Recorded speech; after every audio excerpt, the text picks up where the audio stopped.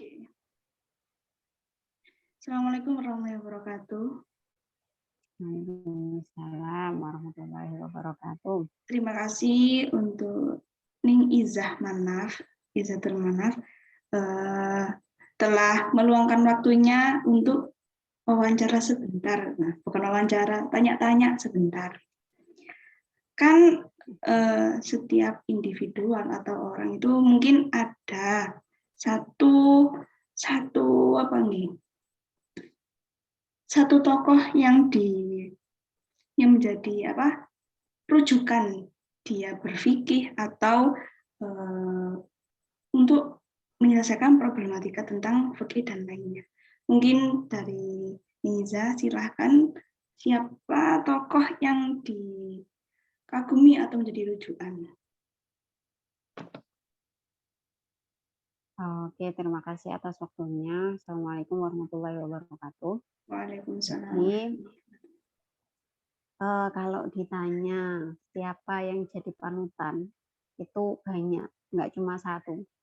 Karena nggak bisa kalau saya itu cuma berpegang pada satu orang, hanya itu saja nggak bisa. Karena terkadang pendapatnya satu orang itu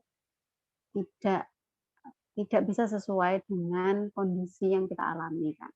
Jadi kalau satu orang saja nggak bisa, tetapi kalau mulainya dari siapa itu mungkin yang pertama, panutan saya yang pertama adalah paman saya.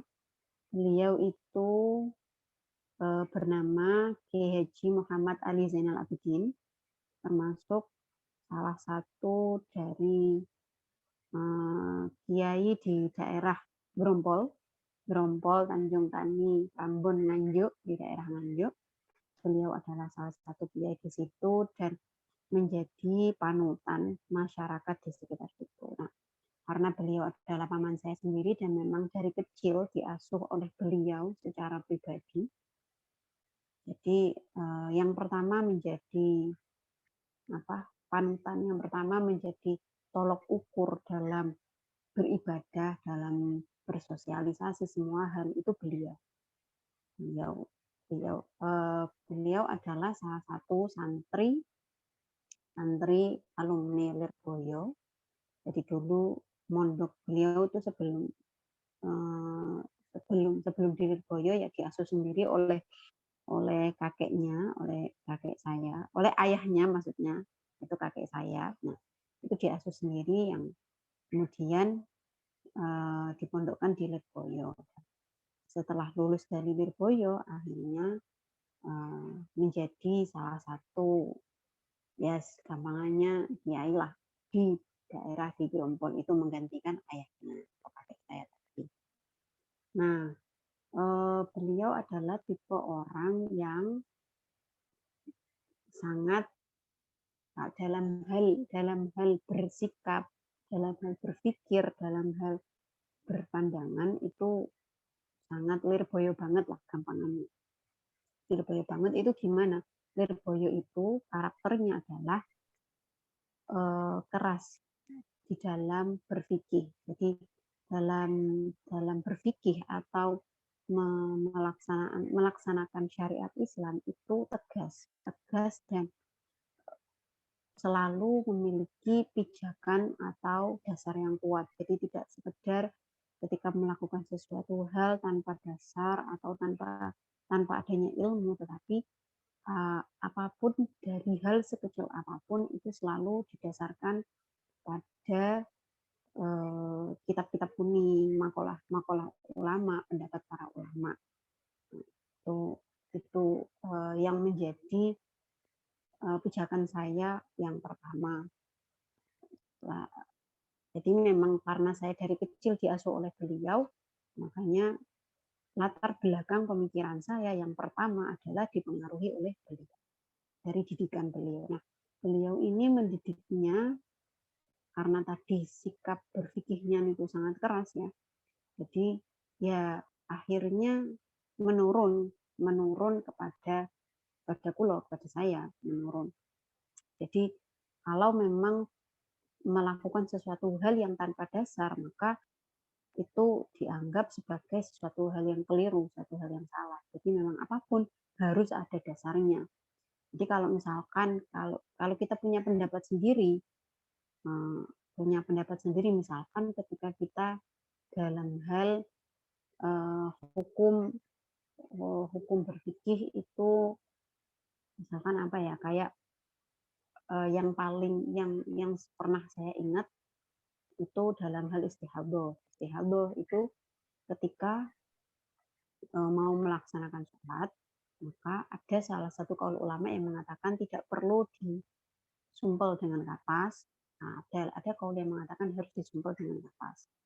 Nah, karena di Lirboyo itu biasanya mengambil kaul yang lebih tegas karena untuk ihtiyat, maka beliau itu juga mengambilnya kaul yang itu. Akhirnya disampaikannya di saya ya kaul yang tegas itu tadi. Jadi kalau istihadhah maka harus disumpel gitu. Tetapi pas ketika saya belajar sendiri di dalam bab istihadhah itu sendiri, ternyata ada pendapat yang mengatakan tidak perlu disumpel menggunakan kapas. Nah, ketika saya melakukan hal yang saya tahu berdasarkan apa yang sudah saya pelajari, oleh beliau ditanya, apa dasar sampean melakukan berpendapat seperti itu, melakukan itu? Oh, saya melakukan ini karena dari kitab ini dan dasar saya dari kaulnya ini. Baru setelah itu beliau memverifikasi, oh ya sudah, kalau memang sudah tahu hukumnya monggo. Tapi kalau misalkan belum tahu hukumnya, tetap harus mengikuti apa yang beliau ajarkan. Jadi memang karena beliau itu tegas, jadi ya itu tadi. Contoh lagi di dalam bab menjaga kesucian itu sangat berhati-hati. Beliau itu sangat ihtiyat lah, gampangannya itu beliau itu selalu mengambil kaul yang tegas karena untuk ihtiyat atau berhati-hati. Jadi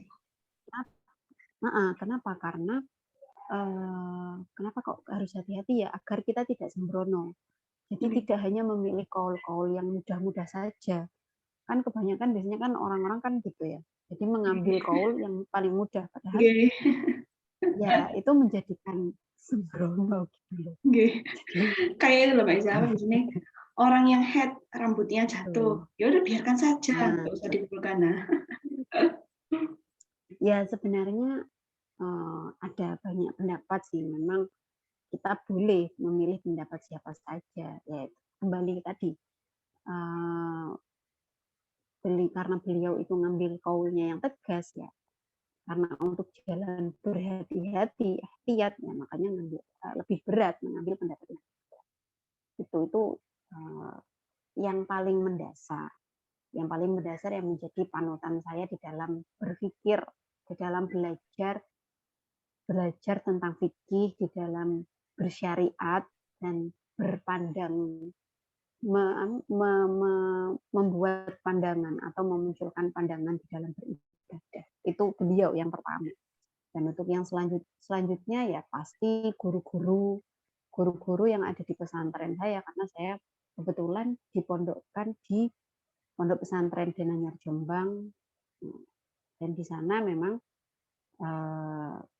kita diajarkan untuk tidak bersikap atau mengambil sikap atau mengambil suatu hukum tanpa adanya dasar.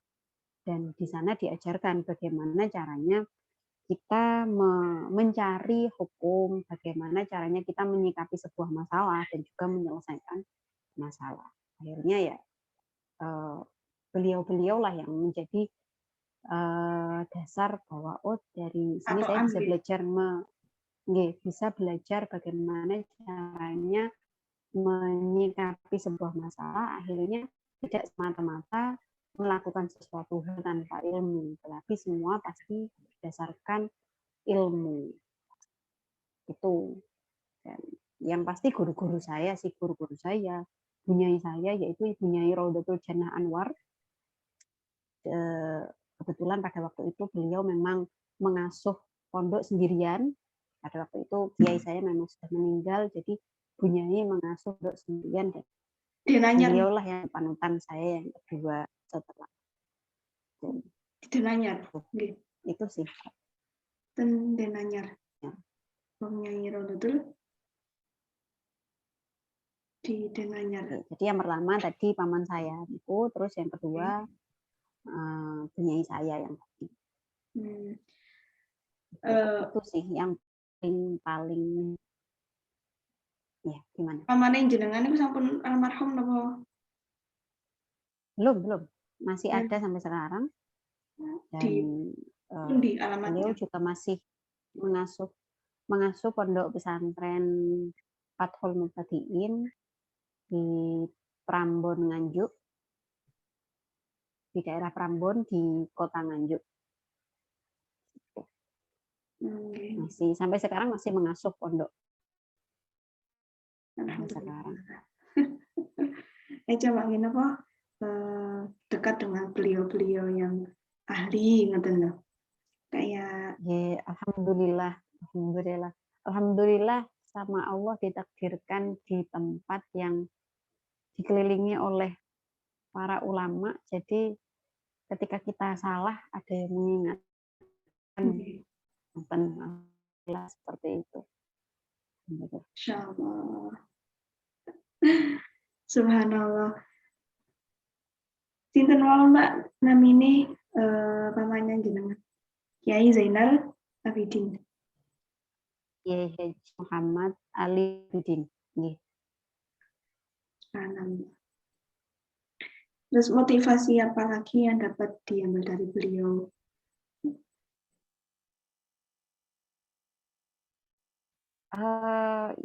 Yang bisa diambil dari beliau adalah yang pertama, beliau itu selalu tegas di dalam berfikih pada keluarganya saja. Karena menerapkan dalil satu wa ahlikum nar. Jadi jaga dirimu dan juga keluargamu dari api neraka. Nah, itu diterapkan oleh beliau kepada keluarga-keluarganya. Jadi pada istrinya, anak-anaknya, dan kepada saya, keponakannya, untuk benar-benar dijaga. Jadi dengan cara tegas di dalam hal berpikir. Tetapi ketika bergaul dengan orang luar, orang awam, dengan masyarakat, itu tidak setegas yang tadi saya ceritakan, tidak setegas itu, tapi menyesuaikan dengan kondisi masyarakat yang ada. Jadi lebih lentur, lebih fleksibel kepada orang lain di dalam menentukan atau mengambil hukum.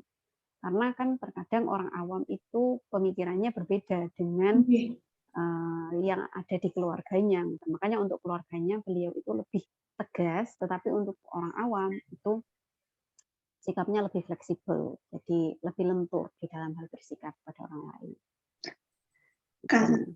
Bahasanya dan dalam dia galak, di luar dia gampil, ngoten nggih.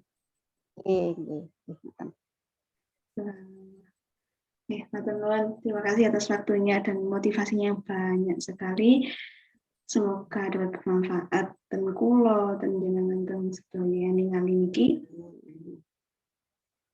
Ya, masih sama-sama belajar lah. Nggih, matur nuwun, sangat memotivasi. Ya bun, terima kasih matur nuwun. Semoga sukses. Amin. Tunggu tinungo. Yes, siap. Assalamualaikum warahmatullahi wabarakatuh. Waalaikumsalam warahmatullahi wabarakatuh.